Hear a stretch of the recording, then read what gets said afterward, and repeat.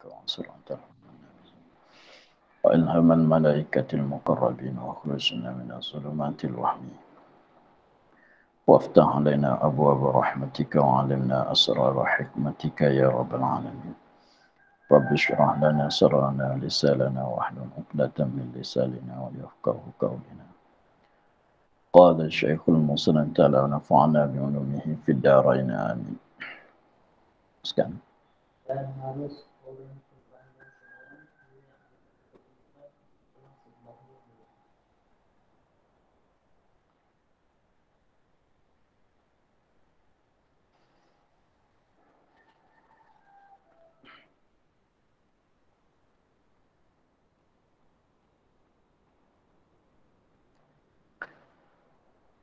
dan harus orang sembahyang seorang niat mengikut imam di tengah sembahyangnya, dan jika bersalahan rakaat kedua-dua tetapi makruh, demikian itu.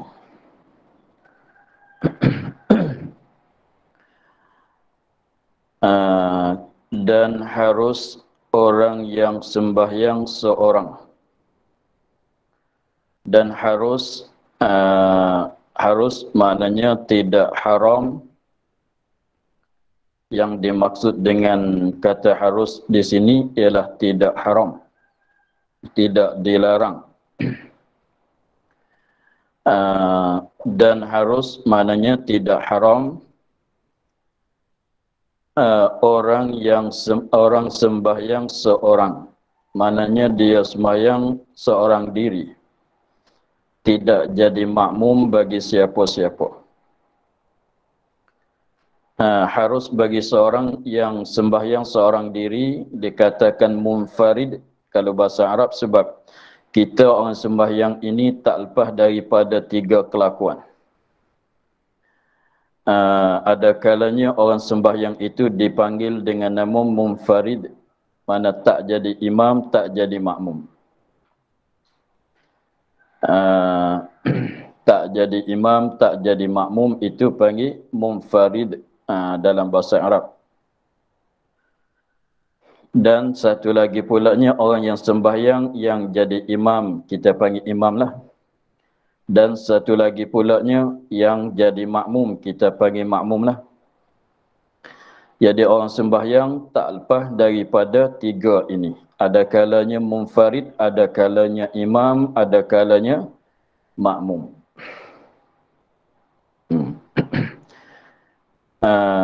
Munfarid, imam, makmum. Munfarid itu bukan imam, bukan imam, bukan makmum. Maka di sini dan harus maknanya tidak haram orang yang sembahyang seorang, ialah munfarid. Dia bukan imam, dia bukan makmum.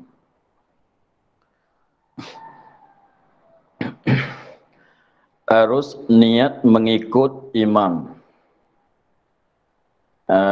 Harus niat mengikut imam di tengah-tengah sembahyangnya.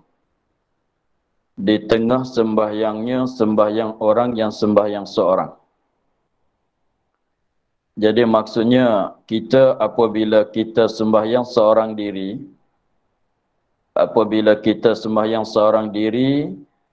maka di tengah-tengah sembahyang kita tak kiralah rakaat yang keberapa pun. Jadi maknanya maksudnya kita ketika takbiratul ihram kita tak ada niat mengikut imam. Ketika kita sembahyang, ketika kita takbiratul ihram kita tidak niat mengikut imam, hanya kita sembahyang seorang diri. Sebabnya masa niat mengikut imam, kalau lain daripada sembahyang Jumaat, lain pada sunat i'adah itu tak mestilah niat pada masa takbiratul ihram. Tetapi kalau tak niat jadi makmum pada masa takbiratul ihram, jangan mengikut siapa-siapa. kalau nak bagi sempurna, mestilah kita niat jadi makmum, niat mengikut imam itu pada masa kita takbiratul ihram. Tetapi rupa di sininya ketika kita takbiratul ihram, kita tak niat mengikut siapa-siapa. Kemudian selepas pada takbiratul ihram itulah dimaksud kata di tengah-tengah sembahyang. Sebab sembahyang kira-kiranya ada tiga tempat, di awal, di tengah, di hujung. Di awal tu ketika takbiratul ihram. Di akhir, di hujungnya ialah memberi salam. Maka antara takbiratul ihram dan memberi salam itu dikatakan tengah-tengah sembahyang. Jadi rupa di sininya ketika ketika takbiratul ihram dia tak niat jadi makmum. Tetapi selepas pada dia takbiratul ihram belum pada beri salam itu baru dia niat mengikut imam. Itulah maksud katanya dia niat mengikut imam di tengah-tengah sembahyang. Selepas pada takbiratul ihram belum pada beri salam. Maka sekiranya di tengah-tengah sembahyang itu ketika awal dia takbiratul ihram tu dia tak niat mengikut imam, tak sembahyang seorang diri, tetapi apabila di tengah-tengah sembahyang tu dia niat mengikut imam, nak jadi makmum bagi siapa-siapa serta dia tu niat mengikut imam, boleh, tidak dilarang, tidak diharamkan. Harus itu jika bersalahan rakaat kedua-dua. Jika ni ghayah pada harus. Harus tu sehingga begini pun boleh juga. Pun harus juga. Jika bersalahan, yakni tak sama rakaat kedua-dua, yakni imam dan makmum, sekalipun boleh. Kalau rakaat tak sama sekalipun. Misalnya katanya kita makmum rakaat yang pertama. Imam dah rakaat yang keempat. Artinya kita dah rakaat yang keempat, imam rakaat yang pertama. Katalah sembahyang zuhur, sembahyang mana pun sama. Itu maksud katanya jika bersalahan rakaat kedua-dua sekali. Jika bersalahan rakaat kedua-dua. Jadi maknanya bilangan rakaat tak sama.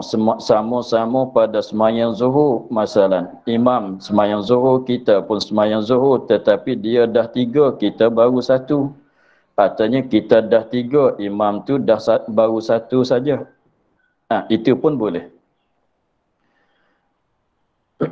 Maka caranya, apabila kita niat mengikut tu, maka wajib di atas kita tu muafakat. Maka sekiranya kalau berlainan, kalau bersalahan rakaat, tengoklah siapa dia sampai tasyahud akhir dulu. Kalau katanya kita rakaat yang pertama, sedang baca Fatihah, tengah-tengah duk baca Fatihah pada rakaat yang pertama, kita baru niat mengikut imam.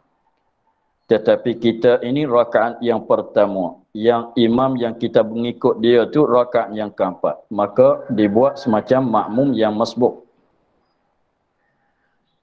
Maka dibuat semacam makmum yang masbuk, apabila imam beri salam bangun tambah rakaatnya. Tetapi kalau katanya imam rakaat yang pertama, kita dah rakaat yang keempat kalau sembahyang zuhur. Kita dalam berdiri rakaat yang keempat, sembahyang zuhur masalah. Imam baru rakaat yang pertama pada sembahyang zuhur juga. Maka itu caranya seperti cara makmum sembahyang subuh di belakang imam yang sembahyang zuhur, yang kita belajar pada huraian yang telah lepas. Kalau katanya imam rakaat yang pertama, kita dah rakaat yang keempat, boleh jugalah. Sebab walaupun bersalahan rakaat sekalipun, maka sekiranya kalau imam rakaat yang pertama, kita rakaat yang keempat, maka caranya macam mana kita buat apabila kita sembahyang subuh di belakang imam yang sembahyang zuhur. Maka caranya apabila kita sampai masa duduk tasyahud akhir tu, boleh kita nak niat mufarakah, artinya kita nak tunggu imam di dalam duduk tayat akhir. Boleh kedua lah. Apabila kita bangkit daripada sujud yang kedua, bagi rakaat yang keempat kita, imam nak bangkit kepada rakaat yang kedua. Di situ boleh kita nak niat mufarakah. Dan boleh juga kita tunggukan imam di dalam duduk tasyahud akhir sehingga dapat beri salam bersama dengan imam. Begitulah. Kalau rakaat imam lebih banyak daripada kita, maka caranya seperti makmum yang masbuk. Begitulah caranya. Boleh, tidak haram sekiranya kalau kita nak niat mengikut imam di tengah-tengah sembahyang kita, dengan maknanya kita tidak niat mengikut imam pada masa takbiratul ihram. Tetapi dia katanya, tetapi makruh demikian itu. Tetapi makruh demikian itu, apa dia? Niat mengikut imam di tengah sembahyang itu makruh. Sah sembahyang kita, tak haram, tidak dilarang, tidak diharam. Lagi pulanya ikutan kita akan imam itu sah, sembahyang tu sah, tetapi tak lepas daripada hukum makruh. Maka dah cerita dah dulu bahasanya setiap-tiap makruh yang berlaku di dalam bab jamaah adalah meluputkan fadilat jamaah. Kita dah sebut dah dulu bahasanya setiap-tiap makruh di dalam bab jamaah meluputkan akan fadilah jamaah. Maka sebab tu dia kata tetapi makruh, meluputkan fadilah jamaah. Jadi mana sekadar boleh mengikut je lah. Sekadar sah kita mengikut dia, tak membatalkan sembahyang kita. Tapi kalau nak kalau fikir nak fadilah jamaah, itu tak dapat sebab hukumnya makruh. Jadi sekadar apa dia? Sekadar lepas dari sekadar apa dia? Sekadar boleh sah mengikut. Lagi pulanya kalau tilik kepada masalah awal-awal dulu, katanya kena ada syiar, mesti kena jemaah, mesti kena ada syiar. Dan lepaslah tuntutan kena ada syiar, sembahyang jemaah di situ. Begitulah.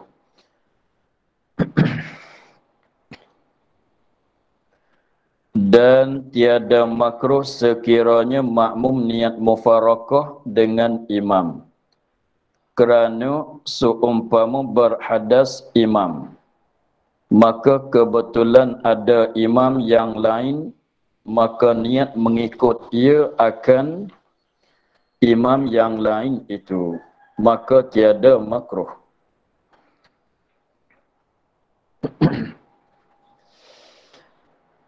Ini masalah tidak makruh tak sama dengan tadi. Dia katanya dan tiada makruh sekiranya makmum niat mufarakah dengan imam kerana seumpama berhadas imamnya.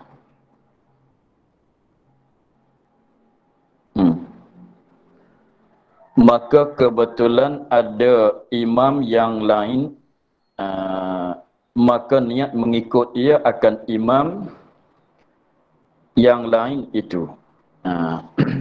Jadi misalnya kita masuk di dalam masjid itu ada 2-3 orang lah sembahyang di dalam masjid, dan lagi pulanya 2-3 orang yang sembahyang dalam masjid itu masing-masing sembahyang seorang diri ke semuanya.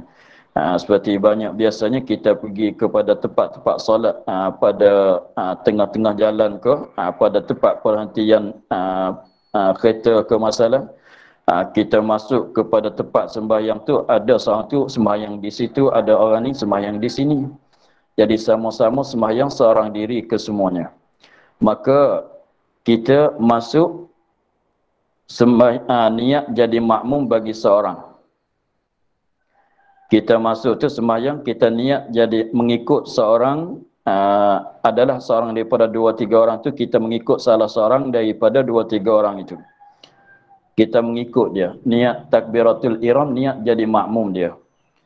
Tiba-tibanya ketika ketika kita sedang-sedang kita sembahyang, sedang-sedang kita tengah-tengah kita mengikut dia tu, tiba-tiba nyata kata imam yang kita mengikut dia tu berhadas, batal wudu.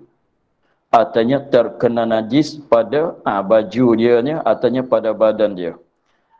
Kita tahu kata dia tu tengok nampak ada najis di kaki dia masalah, atau kita dengar suara keluar angin dia, batal wudu lah dia.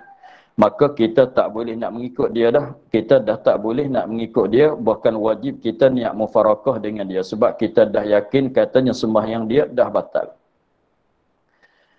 Apabila kita niat mufarakah dengan dia, maka kita niat mengikut seorang lagi pula yang ada kat tepi dia. Kita niat mengikut seorang yang lain pula yang ada di tepi imam kita.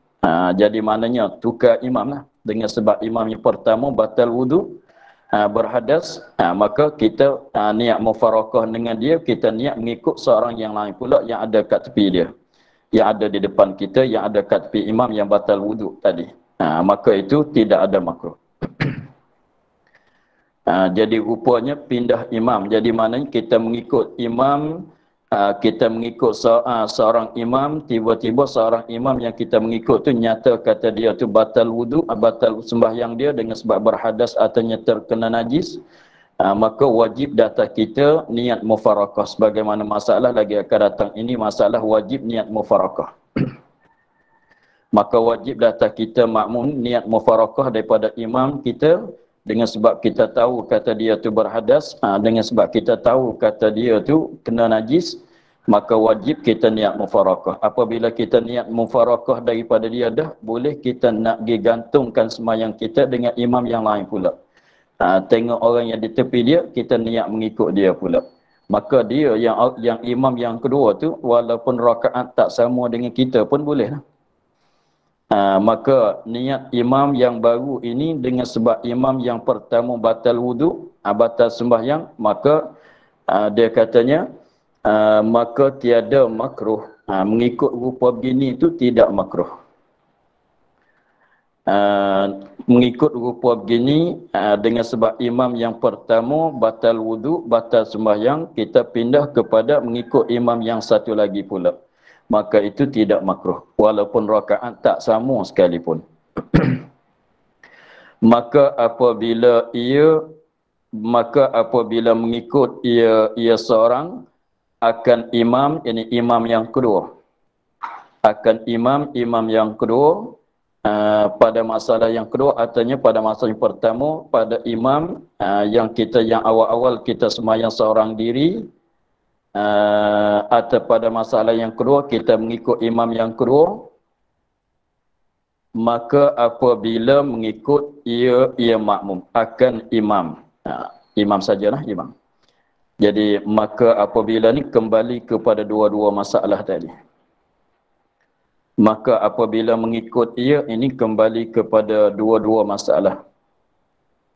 Masalah yang pertama, awal sembahyang kita sembahyang seorang diri, maka di tengah-tengah sembahyang kita niat mengikut imam, tetapi hukum di situ adalah makruh. Adapun masalah yang kedua, kita di awal-awal sembahyang kita dah mengikut imam, tetapi imam kita yang pertama ini batal sembahyang, kita pindah kepada imam yang kedua. Masalah yang kedua tidak ada makruh. Maka tiap-tiap dua masalah apabila kita niat mengikut imam pada tengah sembahyang, maka wajib muafakat dengan imam. Maka wajib data kita makmum muafakat dengan imam. Dengan imam pada masalah yang pertama dan pada masalah yang kedua. Mesti kita kena muafakat dengan dia pada perbuatan. Mesti kita kena mengikut dia pada perbuatan. Maka sekiranya kalau dia selesai beri salam dulu pada kita, maka kita sekiranya kalau kita belum cukup rakaat lagi, maka semacam makmum yang muafiq, yang masbuk. Sekiranya kalau rakaat kita lebih banyak daripada dia, mana kita sampai pada akhir sembahyang belum pada dia, maka boleh kita nak niat mufarakah daripada dia dan boleh kita nak tunggu dia di dalam berdiri. di dalam duduk tasyahud akhir supaya memberi salam bersama dengan dia. Itulah caranya. Jadi pendek katanya, mengikut masalah yang pertama, jadi awal-awal sembahyang kita sembahyang seorang diri. Tiba-tiba mengikut imam di tengah sembahyang. Hukumnya makruh. Meluputkan fadilah jamaah. Serta apabila kita niat mengikut dia walaupun dah makruh, tetapi wajib di atas kita kena muafakat dengan dia pada perbuatan sembahyang. Tetapi pada masalah yang pertama, pada awal sembahyang, pada masalah yang kedua,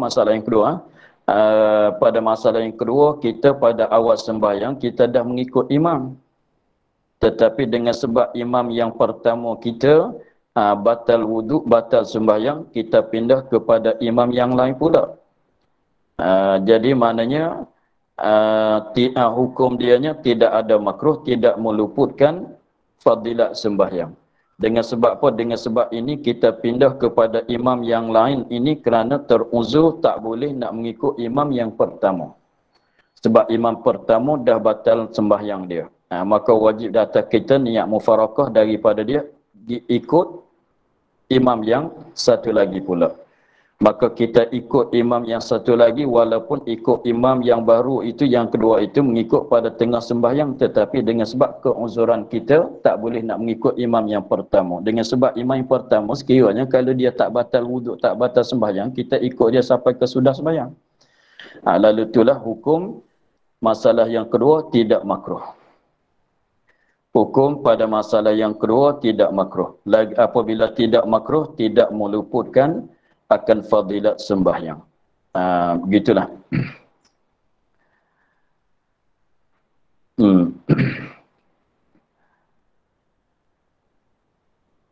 Habis di situ masalah mengikut. Kemudian masuk pada masalah lain pula.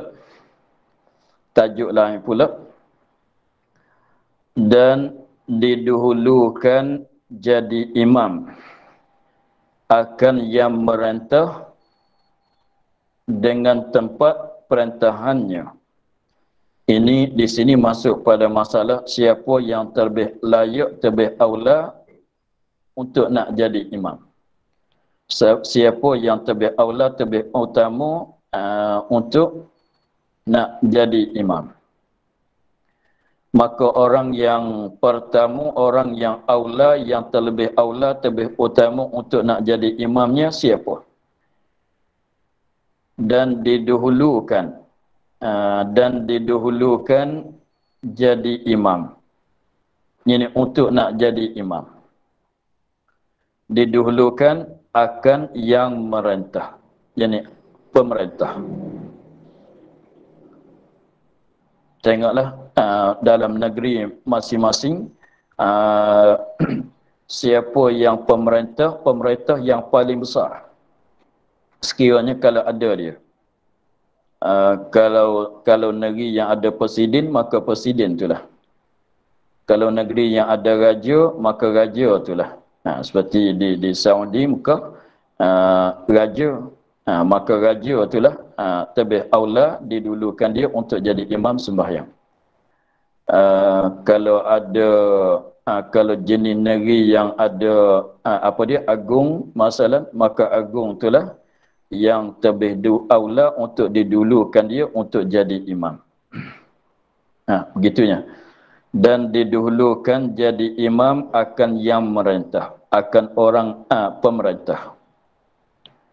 Walaupun pemerintah itu orang yang fasik sekalipun, dialah aula untuk nak didahulukan jadi imam.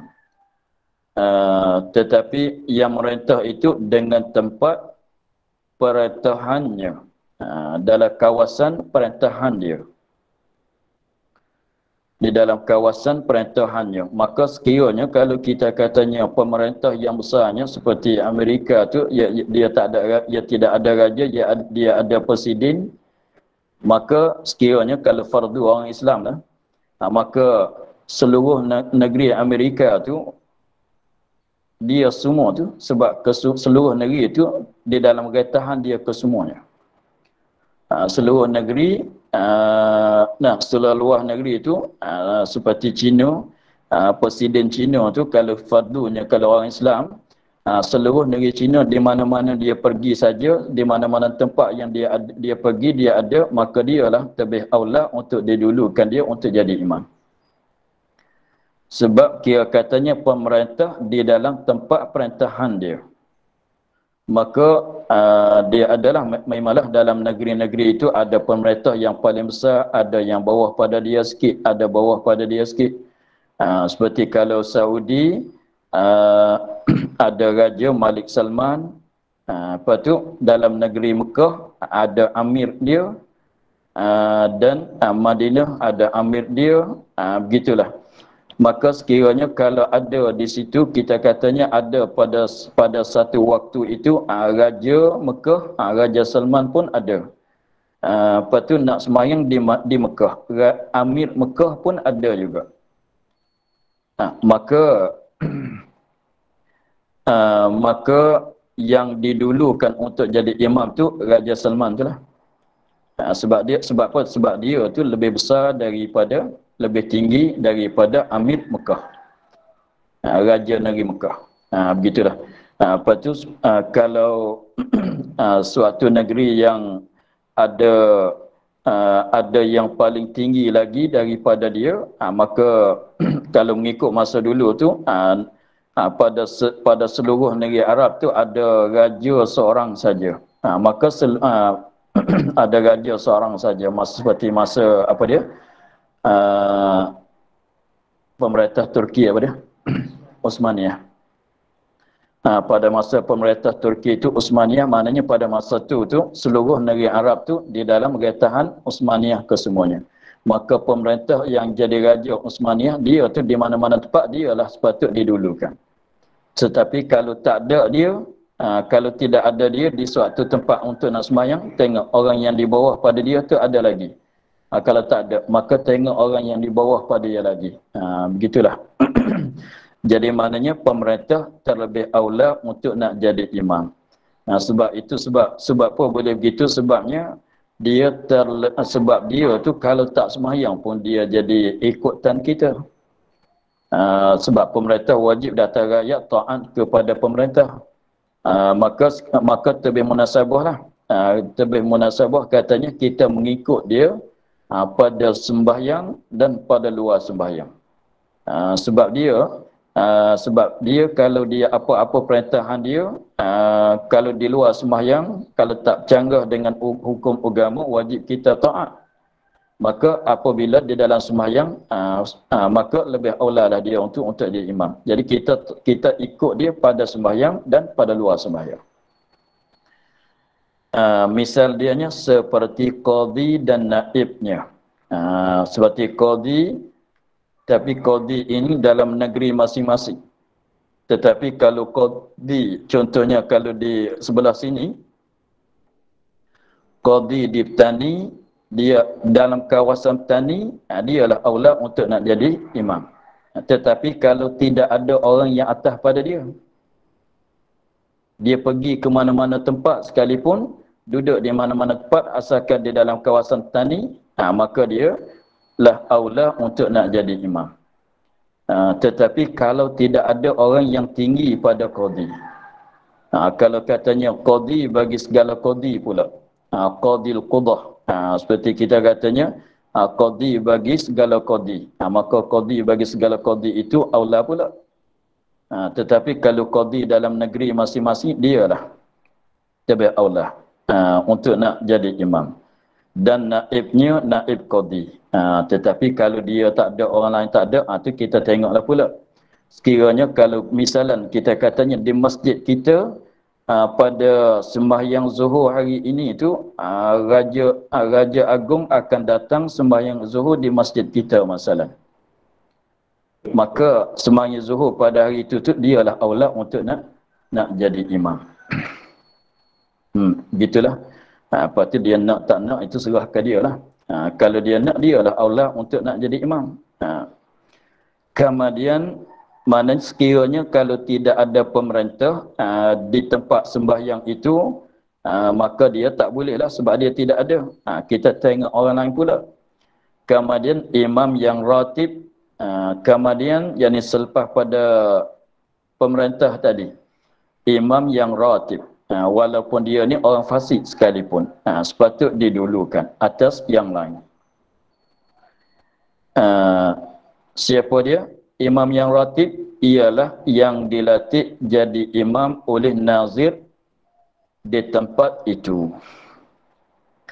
Imam ratib ini ialah imam yang dilatih oleh dilatih untuk jadi imam sembahyang oleh nazir masjid. Nazir memanglah masjid itu benda wakaf. Oleh nazir, oleh orang yang jaga harta wakaf. Tetapi nazir di sini ialah nazir masjid.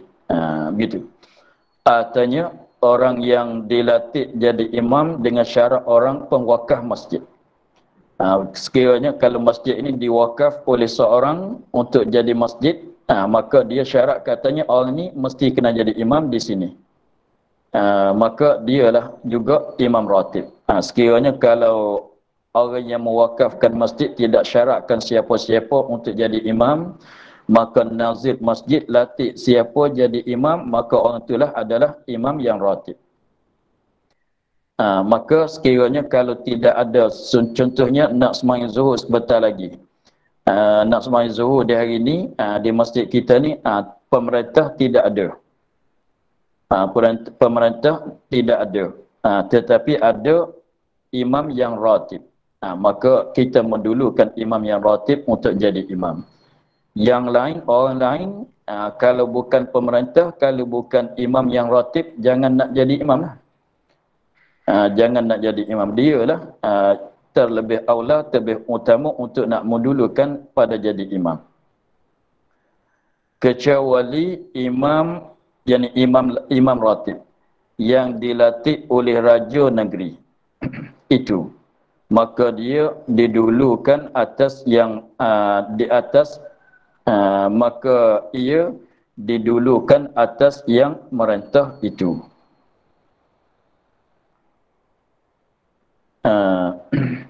Kecuali imam, yakni imam ratib tadi dilatih oleh raja negeri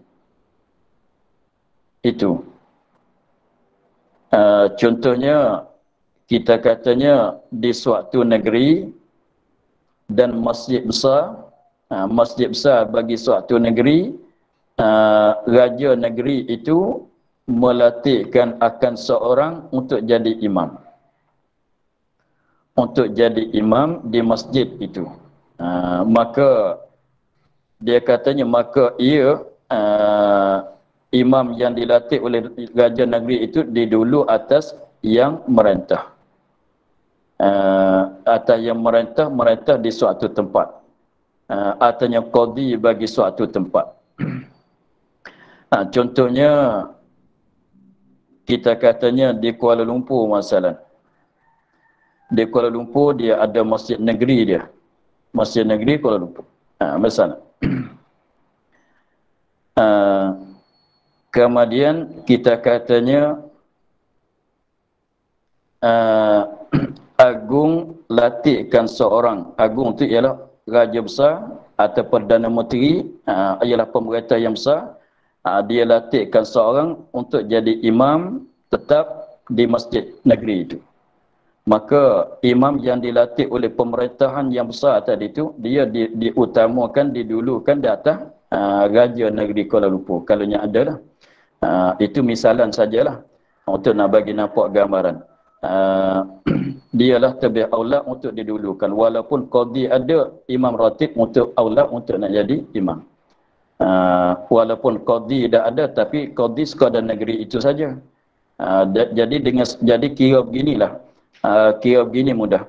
Jadi masalahnya kalau seorang imam itu dilatih oleh pemerintah yang paling besar di dalam suatu negara, suatu negeri, maka sekiranya kalau tidak ada pemerintah itu datang sembahyang, maka imam ratib inilah untuk jadi aula untuk nak jadi imam. Walaupun qadi ada, walaupun naib qadi ada, walaupun raja negeri ada, maka imam yang dilatih oleh pemerintah yang besar terlebih aula untuk nak jadi imam. Contohnya kalau di Mekah, kita katanya di Masjid Haram Mekah itu Raja Salman dia latihkan seorang Imam Sudais kemasalan untuk jadi imam di situ. Maka sekiranya kalau tidak ada Raja Salman tu, maka imam yang dia latih itulah aula untuk nak jadi imam, walaupun qadi pun ada pada masa tu. Walaupun qadi ada datang semuanya juga, walaupun amir Mekah pun ada datang juga, maka yang aula untuk nak jadi imamnya ialah siapa dia? Imam yang dilatih oleh Raja Salman itu. Sebab dia ni seolah kata pengganti daripada raja besar. Gitulah. Kemudian jadi pendekatannya dia, maksud dianya nak jadi imam ni siapa yang paling aula ialah yang meretah di tempat masing-masing. Sekiranya kalau tidak ada yang paling besar pada dia. Contohnya kita contohnya kalau kita sembahyang di rumah kita, ada kawan kita datang ke rumah kita, maka kita nak sembahyang jemaah di dalam rumah kita, maka dalam rumah kita milik kita, kitalah yang meretah di dalam rumah kita, maka kita lebih aula untuk nak jadi imam. Walaupun rumah kita milik ke atau rumah yang kita sewa ke masalah, maka kita lah lebih aula. Sebab tu kata setengah kata ulama katanya, sekiranya kita katanya rumah kita ini kita sewa, rumah yang kita duduk ini kita sewa daripada seorang tiba-tibanya tuan rumah yang kita sewa rumah kat dia datang ziarah kita, maka nak semayang zuhur. Apabila masuk zuhur, nak semayang zuhur berjemaah bersama dengan kita. Maka ketika itu siapa yang hendak jadi imam, maka jawabnya orang sewa ni lah lebih aula untuk jadi imam. Sebab rumah ni apabila disewa, hak nak duduk dalam rumah tu orang sewa, bukan tuan rumah asal. Maka tuan rumah asal yang beri sewa tu jadi makmum. Orang sewa ni jadi imam sebab dia yang meretah rumah pada masa itu ketika duduk dalam sewaan. Jadi pendekatannya masalah kesemuanya kembali kepada pemerintah lah yang lebih aula untuk menjadi imam di tempat retahan dia. Kalau tidak ada dia, maka imam yang dia latih untuk jadi imam, siapa-siapa yang dia latih untuk jadi imam. Begitulah pendek katanya. Jadi pendekatannya kalau katanya dia raja bagi seluruh negara, maka di masjid mana-mana kalau dia datang, dialah aula untuk nak jadi imam. Kalau dia tak ada, tengok imam ratib dia ada ke tidak. Kalau dia tak ada, imam ratib dia ada, maka imam ratib dia tu untuk jadi imam, aula untuk jadi imam.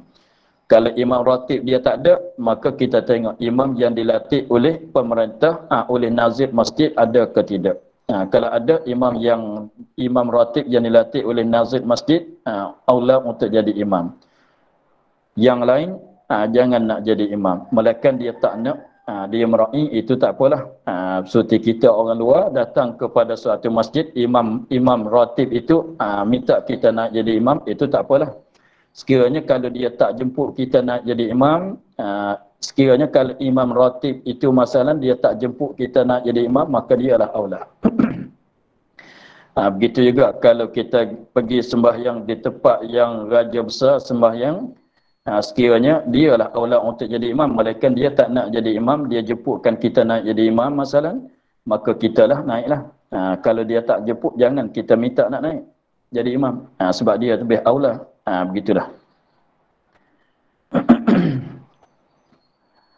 Kemudian yang terlebih fiqh. Kemudian sekiranya kalau tempat sembahyang itu tidak ada pemerintah pun tidak ada, dan tidak ada juga imam yang ratib pun tidak ada. Sama-sama kita orang kampung, sama-sama kita rakyat, sama-sama kita nak sembahyang jemaah. Contohnya nak kita pergi satu rombongan pergi ke mana-mana, apabila nak sembahyang, mana nak ada imam ratib sebab kita tak sembahyang di masjid. Pemerintah pun bukan bersama dengan kita. Kita pergi sama-sama kita saja. Maka dalam seramai-ramai kita ni, 4-5 orang kita ni, siapa yang terlebih alim fiqh? Siapa yang terlebih alim fiqh? Tetapi maksud terlebih alim fiqh di sini, alim fiqh di dalam bab sembahyang. Yang terlebih fiqh, yang terlebih faqih, ini yang terlebih alim ilmu fiqh. Yang terlebih faqih, ini yang paling fiqh, yang paling alim ilmu fiqh di dalam bab solat.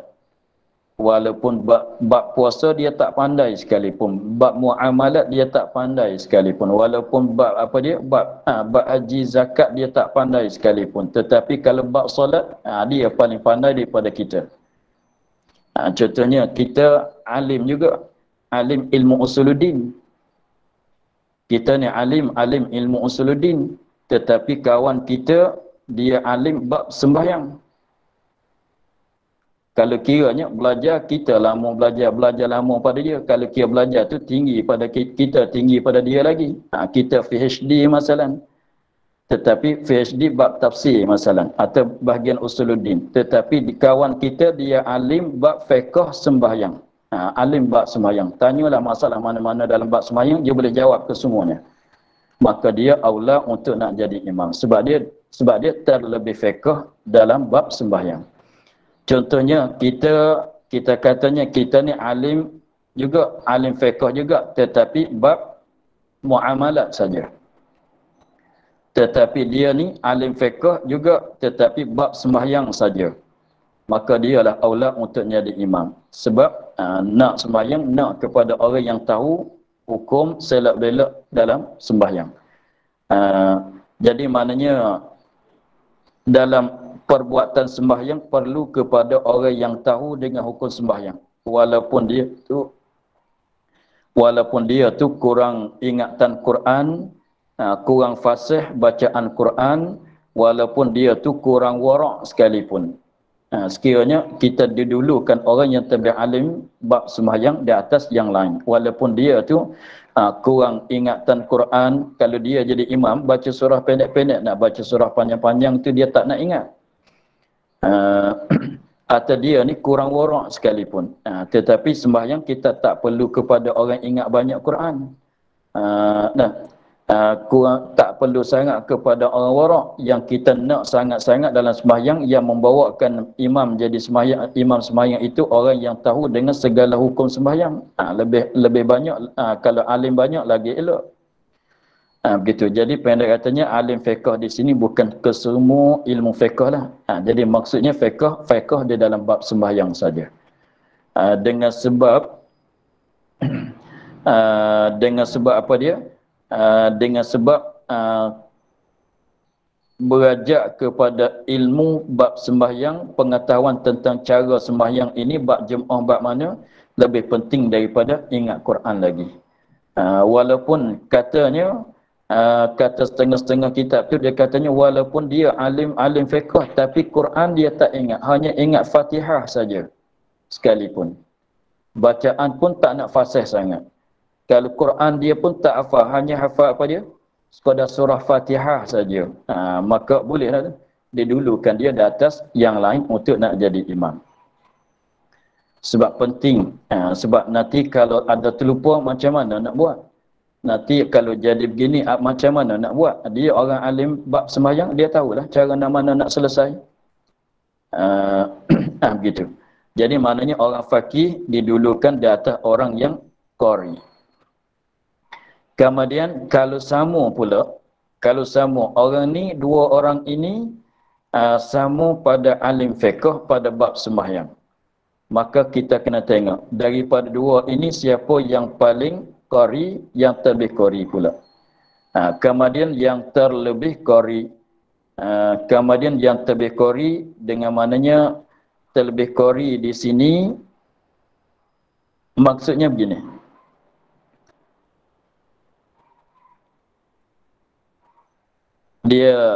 Kita aturkan begini. Qari ini maksudnya siapa yang terlebih fasih pada bacaan. Dalam qari pun ada tilik pula. Qari yang maksudnya siapa yang paling fasih pada bacaan Quran. Yang paling fasih ni maknanya apa dia? Bab tajwid dia, bab makhraj dia, bab gunnah dia tu, dialah paling sedap, paling eloknya, paling fasihnya. Daripada sekiranya kalau dalam orang yang qari itu ada dua orang, tengok dua orang ini siapa yang lebih fasih pada bacaan.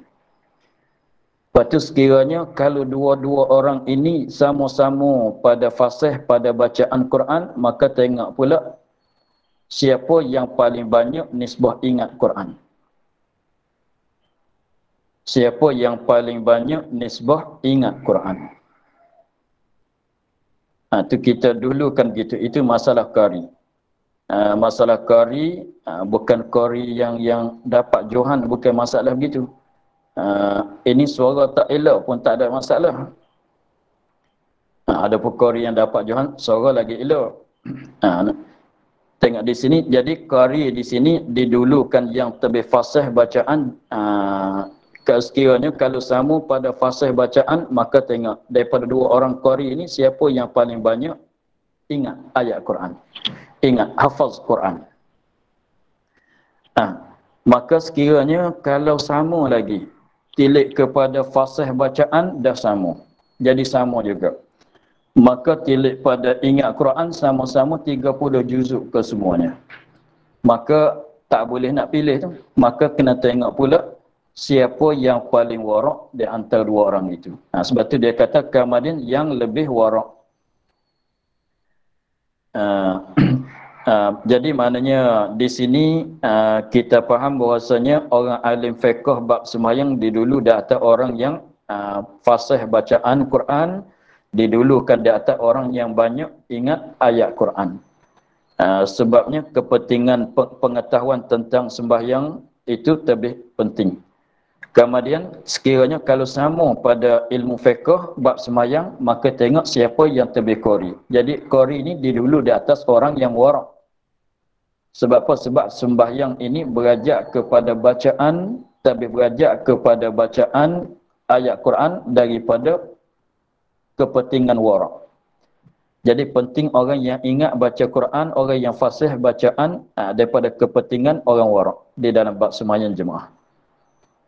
Sekiranya kalau sama pada situ lagi, kemudian yang terlebih warak, tengok siapa yang paling warak. Warak di sini ialah meninggalkan segala syubhat kerana takut kepada Allah. Warak maknanya meninggal akan segala syubhat kerana takut kepada Allah. Yang maknanya tinggalkan syubhat kerana Allah, bukan kerana tak suka, tak minat. Bukan makna begitu. Maka sekiranya kalau sama pada warak lagi, kalau sama pula warak sama warak. Kemudian dia katanya, kemudian yang lebih dulu berpindah kepada kampung Islam. Kemudian tengok, daripada dua orang ini, siapa lebih dulu berpindah kepada kampung Islam. Kepada kampung Islam, mana tempat kedudukan bagi orang-orang Islam. Kita katanya seperti kalau masa Nabi itu, mana orang yang terlebih dulu kepada berhijrah kepada Nabi. Berhijrah, orang yang hijrah dulu ke orang yang dulu pada hijrah kepada Madinah aula untuk nak jadi imam daripada yang lain. Sekiranya kalau sama-sama warak. Contohnya kalau tempat kita ni orang tu orang Islam. Orang tu orang Islam, asalnya dia duduk dalam negeri orang kafir, duduk dalam masyarakat orang kafir. Tetapi akhir-akhir ini dia pindah duduk bersama dengan masyarakat Islam. Maka tilik kepada siapa yang awal, yang dulu berpindah kepada masyarakat Islam, orang itulah aula untuk nak jadi imam. Sekiranya kalau bersamaan pada warak.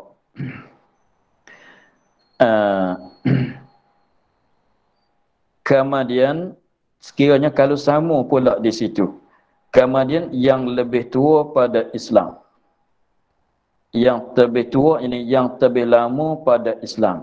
Mudah katanya,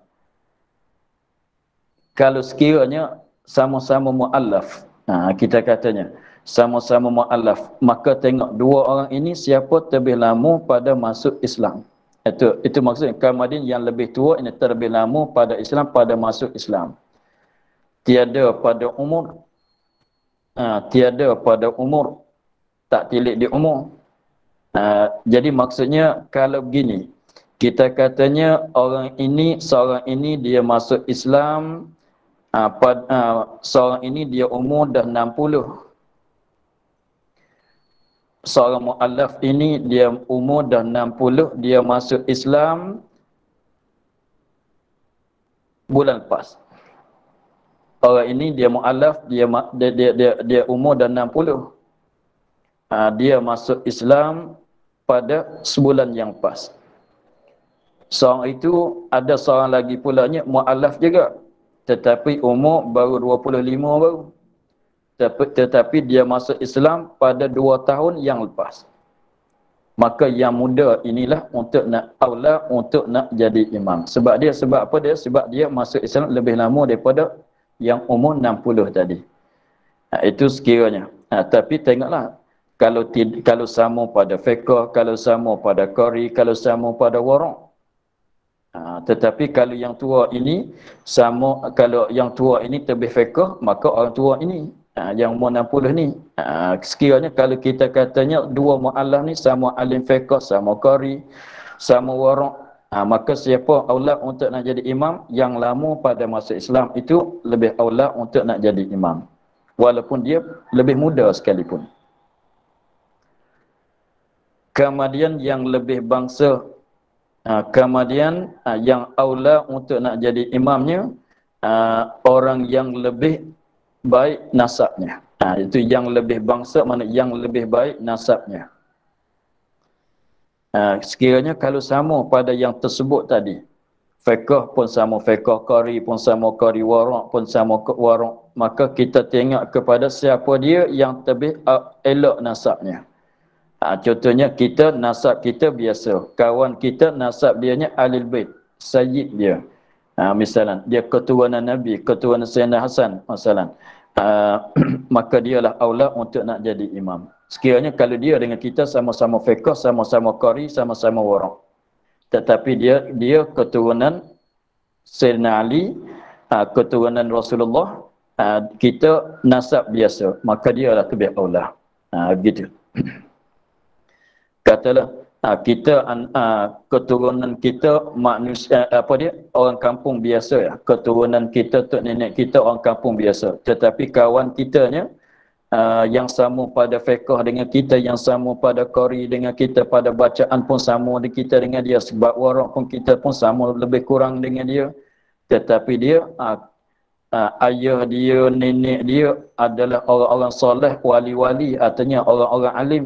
Kita anak orang kampung biasa, tetapi dia bapa dia orang alim, nenek dia orang alim, orang soleh, orang waliullah. Jadi dia lebih elok daripada kita lah nisbah keturunan. Walaupun tetapi syaratnya fiqh sama dengan kita lah.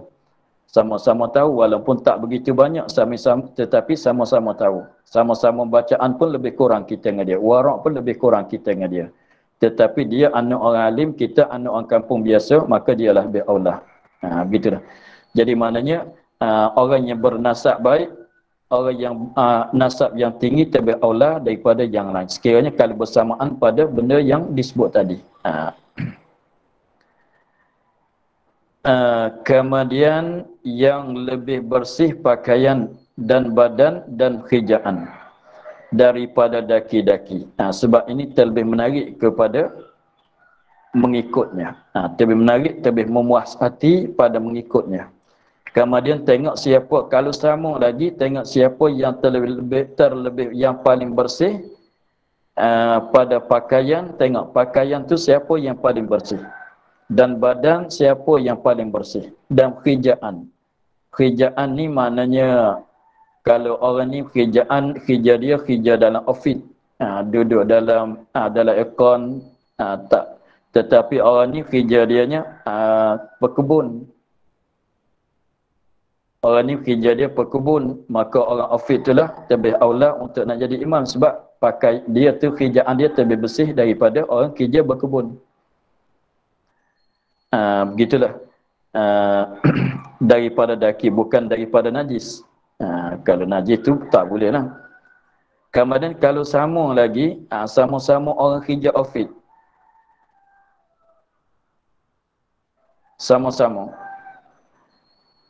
Kemudian yang lebih elok suara. Ni. Belakang, elok suara tu belakang sekali. Nah.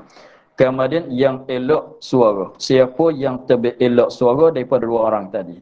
Sebab pakaian dah sama-sama bersih, bab kerjaan pun sama-sama bersih, badan pun dah sama-sama bersih. Biasa kita sekarang tu lebih kurang lah, pakaian, badan, kerjaan tu lebih kurang.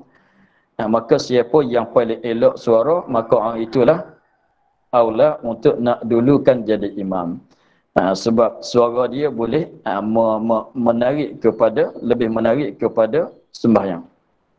Sekiranya kalau suara sama-sama elok pula, kemudian yang lebih elok rupa.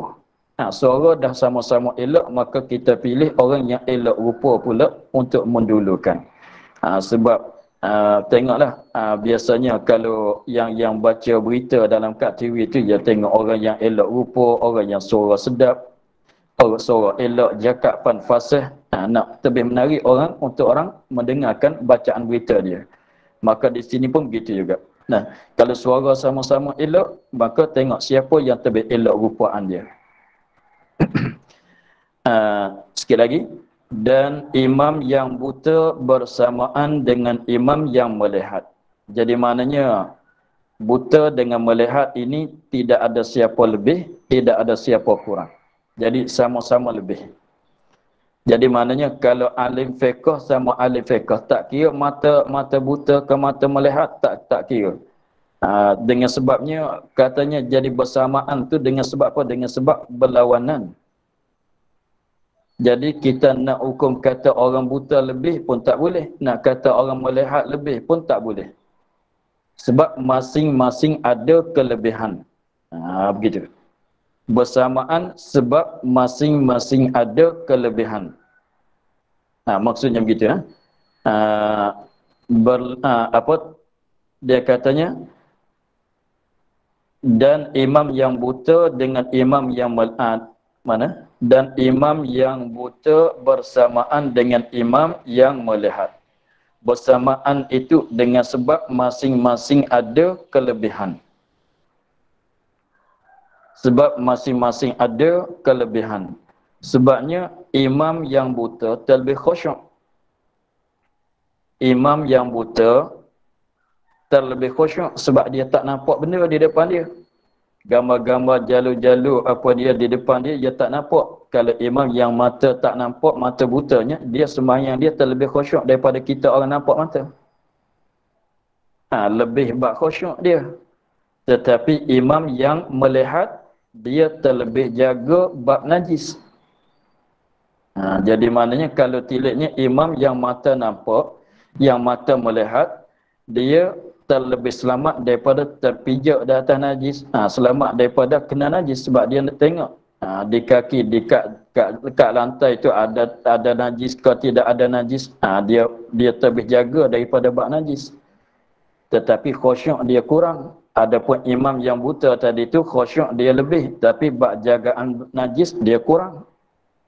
Dengan sebab itulah, dengan sebab katanya masing-masing ada kelebihan. Dengan sebab kedua-dua ini masing-masing ada kelebihan. Orang yang buta lebih khusyuk, orang yang mata melihat lebih jaga daripada najis. Maka dengan sebab sama-sama ada kelebihan itu, maka ulama fiqh tidak menghukum kata lebih siapa-siapa. Jadi maknanya bolehlah nak ambil imam yang buta pun boleh sekiranya kalau sama. Sekiranya kalau sama pada bab lain, nak ambil imam yang mata lihat pun sama. Jadi maknanya bab jadi imam tu tak ada siapa yang lebih aula daripada yang lain. Sama begitu. Habis di situ masalah apa dia? Masalah siapa yang aula untuk nak jadi imam. Kemudian katanya dan niat mufarakah makmum dengan uzur tiada luput fadilah jamaah. Wallahu a'lam walhamdulillahi rabbil alamin.